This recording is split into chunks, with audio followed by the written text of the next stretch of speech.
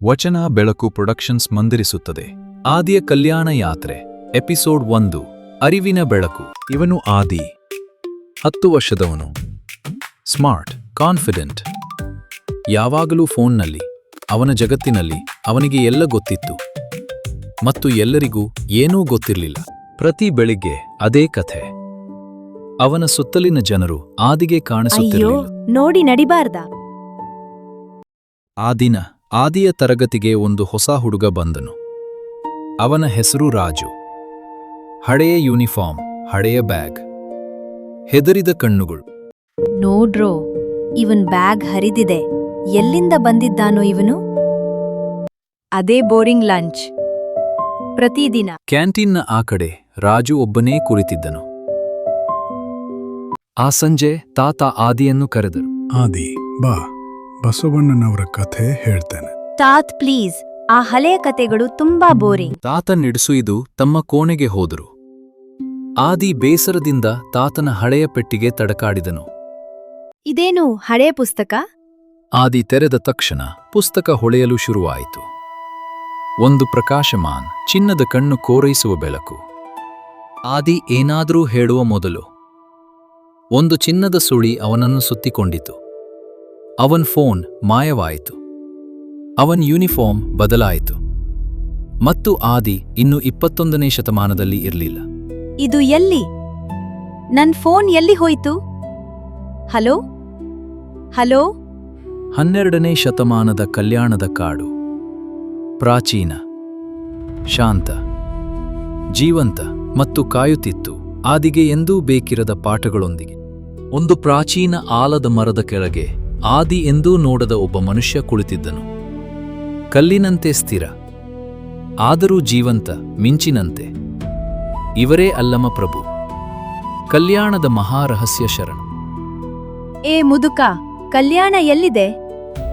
ಮನೆಗೆ ಹೇಗೆ ಹೋಗಬೇಕು? ನಾನು ಆದಿ, ನಾನು ತುಂಬಾ ಸ್ಮಾರ್ಟ್ ಹುಡುಗ. ಮನೆ ಹುಡುಕುತ್ತಿದ್ದೀಯಾ ಮಗು?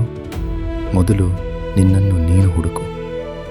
ನನಗೆ ಫಿಲಾಸಫಿ ಬೇಡ, ನೇರವಾಗಿ ಹೇಳು. ಸ್ಮಾರ್ಟ್ ಹುಡುಗ, ಹಾಗಾದರೆ ಇದನ್ನು ಹೇಳು. ಈ ಕೊಡ ನೋಡು, ಸಂಪೂರ್ಣ ತುಂಬಿದೆ. ಇನ್ನೊಂದು ಹನಿ ಹಾಕಿದರೆ ಏನಾಗುತ್ತದೆ? ಹೊರಗೆ ಬೀಳುತ್ತದೆ. Easy question. ಮತ್ತು ಈಗ ನಾನು ಇದನ್ನು ಖಾಲಿ ಮಾಡುತ್ತೇನೆ. ನಿನ್ನ ಮನಸ್ಸು ಈ ತುಂಬಿದ ಕೊಡದಂತಿದೆ, ತುಂಬಿ ತುಳುಕುತ್ತಿದೆ. ನಾನು ಸ್ಮಾರ್ಟ್, ನನಗೆ ಎಲ್ಲ ಗೊತ್ತು, ನಾನು ಎಲ್ಲರಿಗಿಂತ ಮೇಲು. ನಿಜದ ಜ್ಞಾನಕ್ಕೆ ಯಾವ ಜಾಗ ಉಳಿದಿಲ್ಲ. ಆದರೆ ನಾನು ಸ್ಕೂಲ್ನಲ್ಲಿ ಫಸ್ಟ್ ರ್ಯಾಂಕ್ ತೆಗೆದಿದ್ದೇನೆ. ಅರಿದೆವರಿದೆವೆಂಬಿರಿ, ಅರಿದ ಪರಿಯಂತು ಹೇಳಿರೆ, ಅರಿದವರು ಅರಿದೆವೆಂಬರೆ. ಅರಿಯಬಾರದ ಘನವನರಿದು, ಅರಿಯದಂತಿಬ್ಬರು ಗುಹೇಶ್ವರ. ನಿಜವಾಗಿ ತಿಳಿದವರು ಎಂದೂ ತಿಳಿದವೆಂದು ಹೇಳುವುದಿಲ್ಲ. ನಿಜದ ಜ್ಞಾನ ವಿನಮ್ರತೆ ತರುತ್ತದೆ, ಅಹಂಕಾರ ಅಲ್ಲ. ಬಯಲು ಬಯಲನೆ ಬಿತ್ತಿ, ಬಯಲು ಬಯಲನೆ ಬೆಳೆದು, ಬಯಲು ಬಯಲಾಗಿ ಬಯಲಾಯ್ತಯ್ಯ. ಬಯಲ ಜೀವನ, ಬಯಲ ಭಾವನೆ. ನಾ ನಿಮ್ಮ ನಂಬಿ ಬಯಲಾದೆ ಗುಹೇಶ್ವರ. ನಿನ್ನ ಫೋನ್ ಬಯಲು, ನಿನ್ನ ಮೆಡಲ್ಸ್ ಬಯಲು, ನಿನ್ನ ಅಹಂಕಾರ ಬಯಲು. ಆದರೆ ಪ್ರೀತಿ ಮತ್ತು ನೀನು ಮಾಡಿದ ಒಳ್ಳೆಯ ಕೆಲಸ, ಅದು ಎಂದೂ ಬಯಲಾಗುವುದಿಲ್ಲ. ನಾನು ಎಂದೂ ಹೀಗೆ ಯೋಚಿಸಿರಲಿಲ್ಲ. ಕ್ಷಮಿಸಿ, ಧನ್ಯವಾದ. ಇದೇ ಅರಿವಿನ ಶುರುವಾಟ, ನಿಜದ ಜ್ಞಾನ. ಈಗ ಹೋಗು ಮಗು, ನಿನ್ನ ಮುಂದಿನ ಗುರು ಕಾಯುತ್ತಿದ್ದಾರೆ. ಪುಸ್ತಕ ಮತ್ತೆ ಹೊಳೆಯಿತು. ಮತ್ತು ಅಲ್ಲಿ ಕಾಡಿನ ದಾರಿಯಲ್ಲಿ ಮುಂದೆ ಒಬ್ಬ ಮಹಿಳೆ ನಡೆಯುತ್ತಿದ್ದಳು. ನಿರ್ಭಯ, ತೇಜಸ್ವಿ, ಯಾರೂ ತಡೆಯಲಾಗದ.